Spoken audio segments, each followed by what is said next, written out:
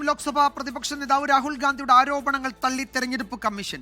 രാഹുലിന്റെ ആരോപണങ്ങൾ അടിസ്ഥാനരഹിതമെന്ന് തെരഞ്ഞെടുപ്പ് കമ്മീഷൻ പ്രതികരിച്ചു.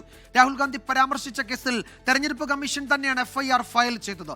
പൊതുജനങ്ങളിൽ ആർക്കും ഓൺലൈനായി വോട്ട് നീക്കം ചെയ്യാനാകില്ല എന്നാണ് കമ്മീഷന്റെ മറുപടി. ബൽറാം നെടുങ്ങാടി ഡൽഹിയിൽ നിന്ന് വിവരങ്ങൾ നൽകും. ബൽറാം, എന്താണ് തെരഞ്ഞെടുപ്പ് കമ്മീഷന്റെ വിശദീകരണം? എങ്ങനെയാണ് ഈ നിലയിൽ വോട്ടേഴ്സ് ലിസ്റ്റിൽ നിന്ന് വോട്ടർമാരുടെ പേര് ഒഴിവാക്കുക? അതിന്റെ ഒരു പ്രോസസ്സ് വിശദീകരിക്കുന്നുണ്ടോ തെരഞ്ഞെടുപ്പ് കമ്മീഷൻ?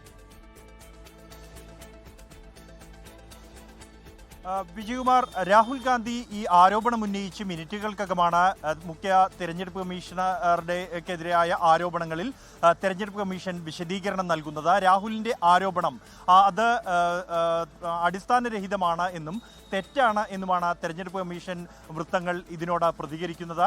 ഒപ്പം രാഹുലിന്റെ ആരോപണങ്ങൾ എന്നാൽ ഒരു പരിധിവരെ ഭാഗികമായി ഈ തെരഞ്ഞെടുപ്പ് കമ്മീഷൻ വൃത്തങ്ങൾ ശരിവെക്കുന്നുണ്ട്. ആലന്ത് നിയമസഭാ മണ്ഡലവുമായി ബന്ധപ്പെട്ട് ഇത്തരത്തിൽ വോട്ടർമാരെ നീക്കാൻ ചില ശ്രമങ്ങൾ നടന്നിരുന്നു എന്നാണ് തെരഞ്ഞെടുപ്പ് കമ്മീഷൻ സ്ഥിരീകരിക്കുന്നത്. എന്നാൽ ഈ വിഷയത്തിൽ തെരഞ്ഞെടുപ്പ് കമ്മീഷന്റെ തന്നെ ഇടപെടലിന്റെ അടിസ്ഥാനത്തിൽ ഇപ്പോൾ FIR രജിസ്റ്റർ ചെയ്ത് അന്വേഷണം മുന്നോട്ട് പോകുകയാണ് എന്നുമാണ് തെരഞ്ഞെടുപ്പ് കമ്മീഷൻ വിശദീകരിക്കുന്നത്. ഒപ്പം തന്നെ രാഹുൽ ഉന്നയിച്ചതുപോലെ ഏതെങ്കിലും ഒരാൾക്ക്, ഒരു വോട്ടർക്ക് മറ്റു വോട്ടർമാരെ നീക്കം ചെയ്യാൻ ആകില്ല എന്നും ഓൺലൈൻ വഴി അത്തരത്തിലുള്ള ഒരു സൗകര്യം ലഭിക്കില്ല എന്ന് തെരഞ്ഞെടുപ്പ് കമ്മീഷൻ വ്യക്തമാക്കുന്നു. ഒപ്പം നീക്കം ചെയ്യുന്ന വോട്ടർ അയാളെ വിശദീകരണം കേട്ട ശേഷം മാത്രമേ അത്തരത്തിൽ ഈ ആരോപണങ്ങൾ ശരിയാണെങ്കിൽ ഈ വോട്ട് നീക്കം ചെയ്യുക പതിവുള്ളൂ എന്നുമാണ് തെരഞ്ഞെടുപ്പ് കമ്മീഷൻ വിശദീകരിക്കുന്നത്. പൊതുജനങ്ങളിൽ ആർക്കും സ്വന്തം ഇഷ്ടത്തിനനുസരിച്ച് ഏതെങ്കിലും ഒരു വോട്ടർമാരെ നീക്കം ചെയ്യാനാകില്ല എന്നും തെരഞ്ഞെടുപ്പ് കമ്മീഷൻ വ്യക്തമാക്കുന്നുണ്ട്. അതേസമയം രാഹുൽ ഗാന്ധി ഉന്നയിച്ച ആരോപണങ്ങളിൽ സംസ്ഥാനത്തിന് പുറത്തുള്ള മൊബൈൽ നമ്പറുകൾ ഉപയോഗിച്ചുകൊണ്ട് ഈ ഒരു വോട്ടർ മറ്റ് വോട്ടർമാരെ നീക്കം ചെയ്തു, 14 മിനിറ്റുകൾക്കിടെ 12 വോട്ടർമാരെ ഇത്തരത്തിൽ നീക്കം ചെയ്തു തുടങ്ങിയ ഗുരുതരമായ ആരോപണങ്ങളാണ് രാഹുൽ ഉന്നയിച്ചത്. അതെങ്ങനെ സാധ്യമായി എന്ന ഇതിലുള്ള വിശദീകരണം തെരഞ്ഞെടുപ്പ് കമ്മീഷൻ നൽകിയിട്ടില്ല. എന്നാൽ മുൻപത്തെ രാഹുലിന്റെ വാർത്താ സമ്മേളനത്തിൽ നിന്ന് വ്യത്യസ്തമായി തെരഞ്ഞെടുപ്പ് കമ്മീഷൻ അല്പം കൂടി വിശദമായ ഒരു വിശദീകരണമാണ് ഇക്കാര്യത്തിൽ നൽകുന്നത് എന്നുള്ളത് ശ്രദ്ധേയമാണ്.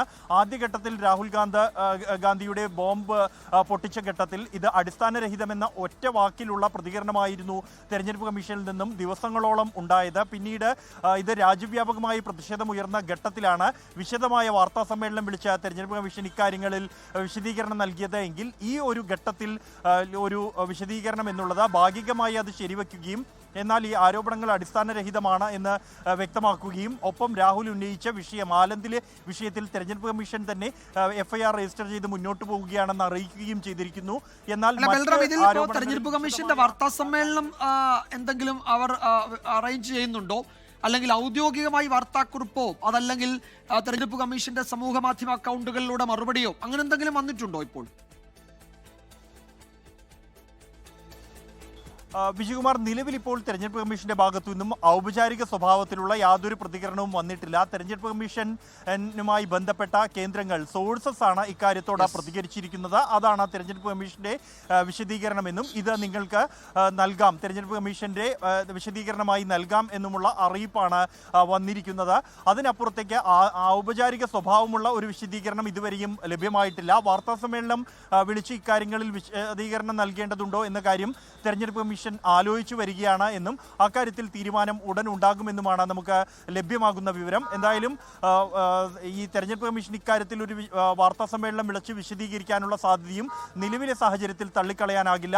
കാരണം നേരത്തെ രാഹുൽ ഉന്നയിച്ച ആരോപണങ്ങളിൽ വിശദമായ വാർത്താ സമ്മേളനം മുഖ്യ തെരഞ്ഞെടുപ്പ് കമ്മീഷണറുടെ നേതൃത്വത്തിൽ തന്നെ വിളിച്ചിരുന്നു. ഇത് മുഖ്യ തെരഞ്ഞെടുപ്പ് കമ്മീഷണർ ജ്ഞാനേഷ് കുമാറിനെ തന്നെ എതിരെ തന്നെ ഗുരുതര ആരോപണങ്ങൾ ഉന്നയിച്ചുകൊണ്ടുള്ളതാണ് രാഹുൽ ഗാന്ധി ഇന്ന് നടത്തിയ വാർത്താ സമ്മേളനം എന്നതുകൊണ്ട് തന്നെ അദ്ദേഹത്തിന്റെ ഭാഗത്തു നിന്നും അല്ലെങ്കിൽ തെരഞ്ഞെടുപ്പ് കമ്മീഷണർമാരിൽ ആരെങ്കിലും ഒരാളോ ഈ വാർത്താ സമ്മേളനം വിളിച്ച് ഇക്കാര്യത്തിൽ വിശദീകരണം നൽകാനുള്ള സാധ്യതയും നിലവിലുണ്ട്. എന്തായാലും അല്പസമയത്തിനകം തന്നെ ഇതുമായി ബന്ധപ്പെട്ടുള്ള കൂടുതൽ കാര്യങ്ങൾ വ്യക്തമാകും. മുഖ്യ തെരഞ്ഞെടുപ്പ് കമ്മീഷണറുടെ പേര് പറഞ്ഞാണ് രാഹുൽ ഗാന്ധിയുടെ വാർത്താ സമ്മേളനത്തിൽ പല ആരോപണങ്ങളും അദ്ദേഹം ഉന്നയിച്ചത്. സ്വാഭാവികമായും അതുകൊണ്ട് മുഖ്യ തെരഞ്ഞെടുപ്പ് കമ്മീഷണർക്കോ അല്ലെങ്കിൽ അദ്ദേഹം നിയോഗിക്കുന്ന ആൾക്കോ അതിൽ മറുപടി പറയേണ്ടി വരും. ആ നിലയ്ക്കുള്ള വാർത്താ സമ്മേളനമോ അല്ലെങ്കിൽ വാർത്താക്കുറിപ്പോ സമൂഹ മാധ്യമ അക്കൗണ്ടുകളിലൂടെയുള്ള പ്രതികരണങ്ങളോ ഈ വിഷയത്തിൽ പ്രതീക്ഷിക്കുന്നുണ്ട്. വൈകാതെ അതിലൊരു തീരുമാനം അല്ലെങ്കിൽ അത് ഉണ്ടാകുമോ എന്നറിയാം.